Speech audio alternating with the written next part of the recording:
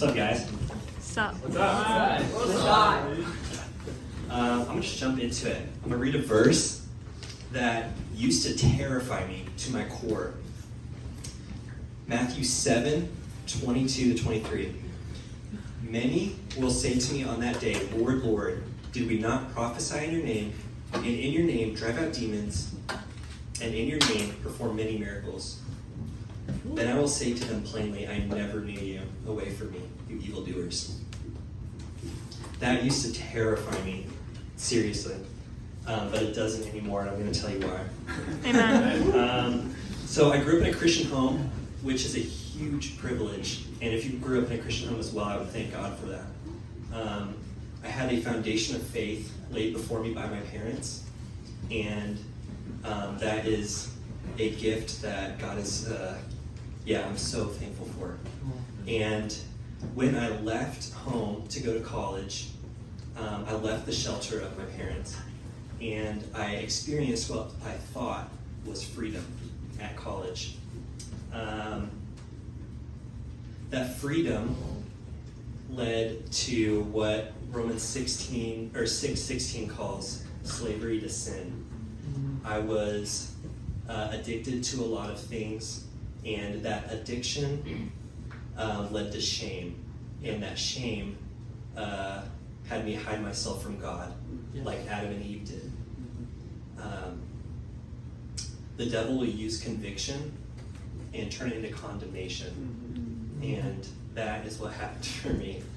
You don't have to live with that, though. You can be a slave to righteousness. So at school, a leader confronted a group of us kind of like this, and he asked the group of us if we knew God or if we knew about God. And growing up in a Christian home and with a foundation of faith, I knew a lot of the do's and don'ts of church, and I knew a lot of what the answers to give, and I knew Bible verses. I knew it all. But at that moment, the question pierced my heart, and I realized I knew about God. I didn't have an actual deep relationship with God, with Jesus. And that question started this journey of faith where I was trying to know God, which in my own striving was very difficult to do. And it wasn't until 2 years ago that my brother invited me to a worship night where they had an altar call, and they asked people who were gripping things that were hard to give up to come to the front and stand up. And I felt the Spirit tell me to go there. And actually, Nathan's message last week was talking about how the voice of God, how we can hear him. And in that moment, it was undeniably the voice of God, something I had not heard of, or had not heard. And so going up there, I released everything I was holding on to, a lot of my striving, all motivated by pride. I was trying to work my way up to the Father. My view of God was flawed, and so my view of salvation was also flawed. And in that moment, God released me from addictions and all of these things I'd been holding on to. And I had felt this flood of peace and joy, which I had never been able to attain. And now I know God. Undeniably, I have assurance of that. And if any of you guys here don't know God, like truly, like ask God. Like think about it. And do you guys know God?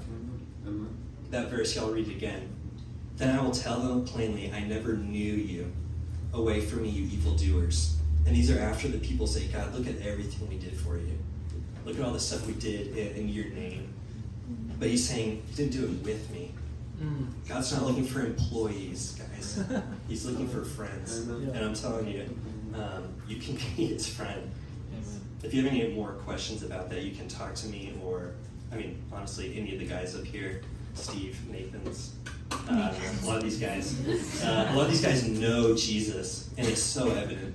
The fruit of the Spirit is just dripping off of them. It's not fruit of their labor. So, let me just leave you that question. Do you know God, or do you just know about him? And let me pray that. Jesus, Thank you that we get to know you. Thank you that you are in this room right now and you are closer than the air that we are breathing. What a privilege it is to know you. Please reveal yourself to us in a deeper way. We love you. Amen. Amen.